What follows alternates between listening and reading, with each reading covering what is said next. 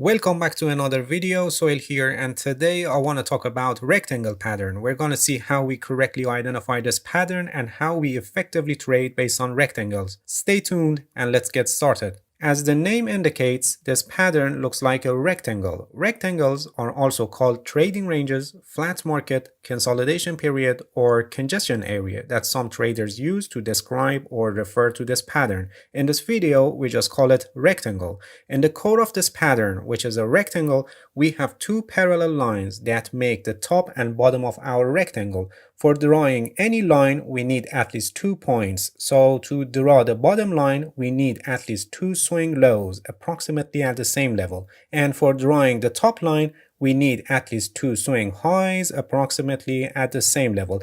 The top line is actually a resistance level and the bottom line a support level.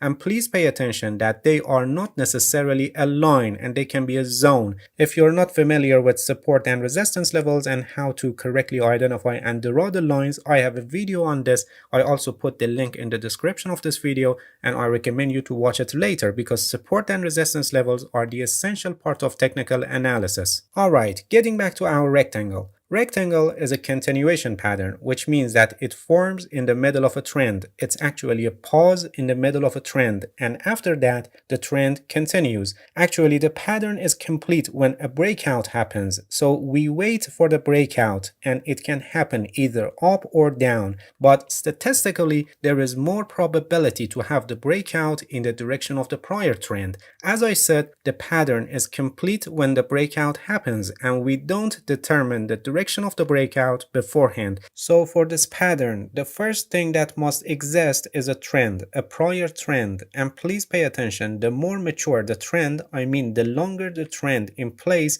there is less probability for the trend to continue after the rectangle. And actually in mature trends, the rectangle can be the starting point of changing in the direction of the price, and we have more probability to have a breakout in the opposite direction of the prior trend. Then next, we have a pause in the middle of the trend in the form of a rectangle. As I just explained, it can be identified by at least 2 swing lows that makes the bottom of line, which is a support level, and at least 2 swing highs that make the top line, which is a resistance level. And in the ideal situation, the highs and lows alternate. In rectangle, we don't have any strict pattern for the volume, and the focus is on the breakout point, which we must see expansion in the volume.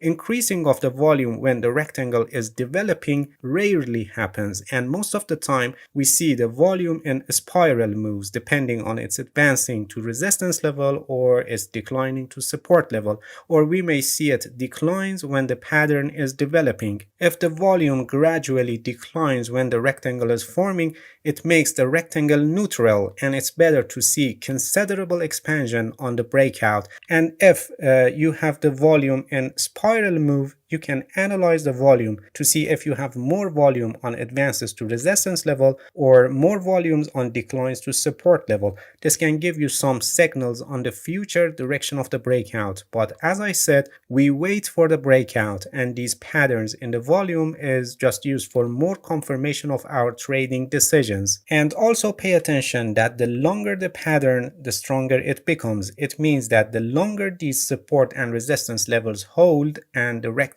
continues in time, the more significant becomes the breakout, and the breakout must be a valid breakout, which means that the price must close out of the rectangle and we must see expansion in the volume for confirmation. One possible target for the price is the height of the rectangle. The height of the rectangle is measured and it's added to the breakout point or subtracted from the breakout point in the case of downtrend, but that's only a projection based on this pattern, and you must carefully watch the price action for not losing the larger move if that's the case. Please pay attention that many of the times after the breakout, the price turns back and retests the broken level, and after that continues in the direction of the trend. This provides you high probability trade with minimum amount of risk. Many conservative traders use pullback strategy. They wait for the price to retest the broken level, and after that, when the price turns in the direction of the breakout, they enter a trade. Sometimes the breakout is a false breakout, which itself is a trading strategy, and some traders use it for trading in ranges.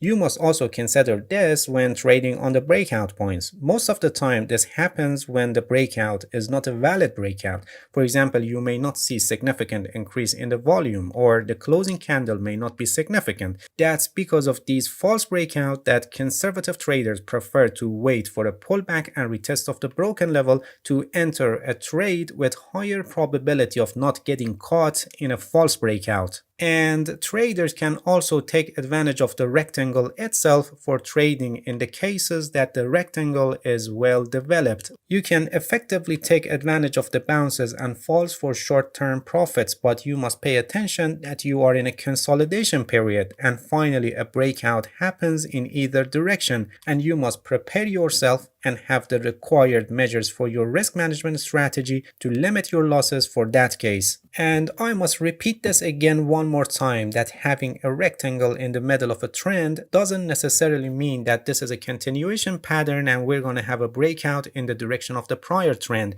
The breakout can happen in either direction, up or down, because the price is in a consolidation period, and just statistically there is more weight to have the breakout in the direction of the prior trend, but it's just a possibility, and forming a rectangle on the chart can also be the starting point of a reversal. So you must wait for the breakout, and a valid breakout completes this pattern. Alright, that's it. Thank you for watching this video. If you have any questions, feel free to ask and leave a comment for me. I'll answer your questions as soon as possible. If you found any value in this video, please like it, please subscribe to my channel if you haven't already, and hit the bell so you get the notifications of my new videos. See you guys in next video, and good luck with your trading.